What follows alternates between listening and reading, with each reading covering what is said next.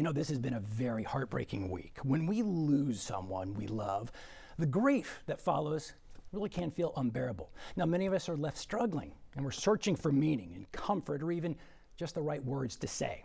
The psychic lawyer, Mark Anthony, is the author of Never Letting Go, Evidence of Eternity, and The Afterlife Frequency. His books have helped to bring peace and understanding to people grieving the loss of their loved ones. You can meet him this weekend at Mind, Body, and Soul. We'll tell you more information about that. But first, he joins us to share how to cope with grief and how to support others who are hurting. It is great to see you this morning, and this is not the greatest of circumstances. This has been a very tough week, Mark. No, this trip to Texas for Body, Mind, and Soul has been planned for some time. But in light of recent events, I think it's important that we talk about what's known as mass mourning. And by mourning, Michael, I don't mean M-O-R-N-I-N-G. The mourning, I mean M-O-U-R-N-I-N-G, because so many people in Texas have been devastated by these horrible floods. Entire families wiped out. The tragedy at Camp Mystic, I mean, the devastation, the horror keeps going on. And we're talking backstage. You're a dad. Of 3 boys, I am. I know.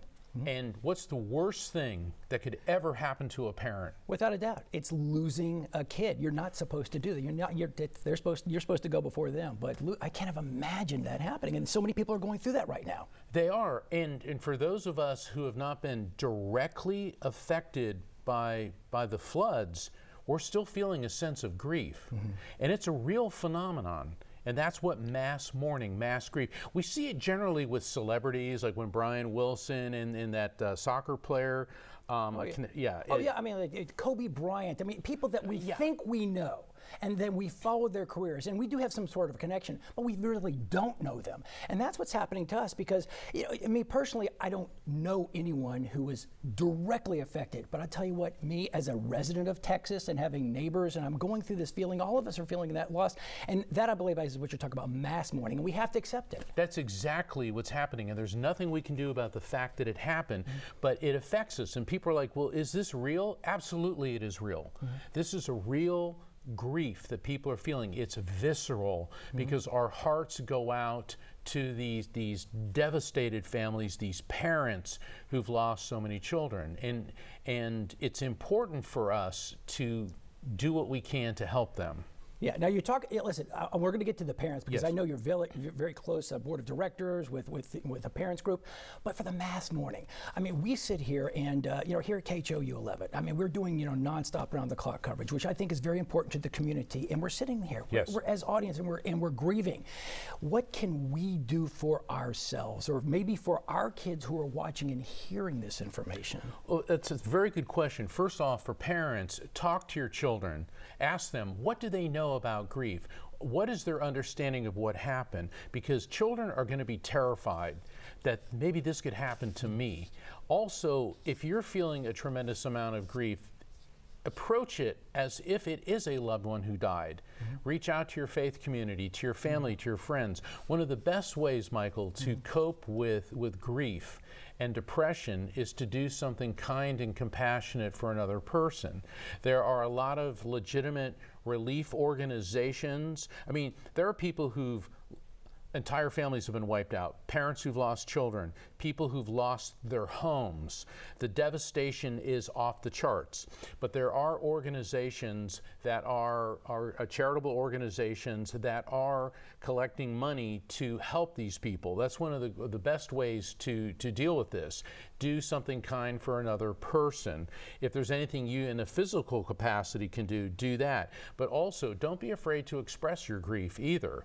This is important. Suppressing grief is never a good thing because it leads to anger and it leads to impulsive and dangerous behaviors. And we were talking about that, and I'm going to kind of go to the male-female route. And we were talking about this. I'm a man, and you said, men generally, we as a species, we really don't emote and we don't cry, and that's one of the things that you do help men do. You actually help make them cry. I do. Well, I teach men how to grieve. I just wrote an article for the June edition of Best Holistic Life magazine entitled "Real Men Are Not Afraid to Cry," and guys, we're socialized not to cry because it makes us appear, we think, the stereotype effeminate, weak, and that's not the case. We have tear ducts and feelings for a reason. In fact, there have been scientific studies at USC, in Minneapolis, and in the University of Pittsburgh that have scientifically proven that tears of grief contain the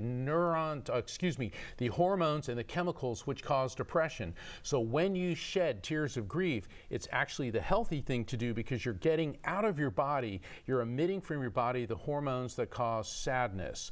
And so I tell men, it's okay to cry. You don't have to go into work or the office. Go to your man cave, park your car somewhere. For me, it's being in nature, shed tears. Do you know, according to Harvard studies, women cry 3.5 times per month, men 1.9.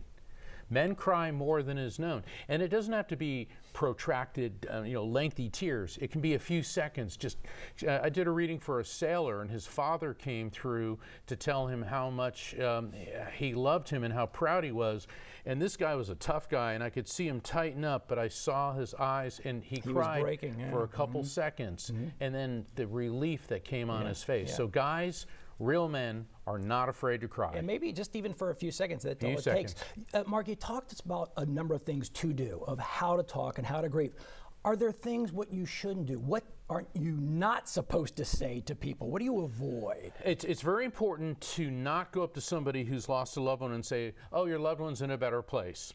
Oh, you're young, you can have another child. Never, ever say things like that. It's better to say, I don't know what to say.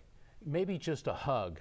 I'm here for you. Let people know they're not alone, because when you're suffering from the loss of a loved one, that is the most isolating and alone you're ever going to feel, and letting someone know that you care.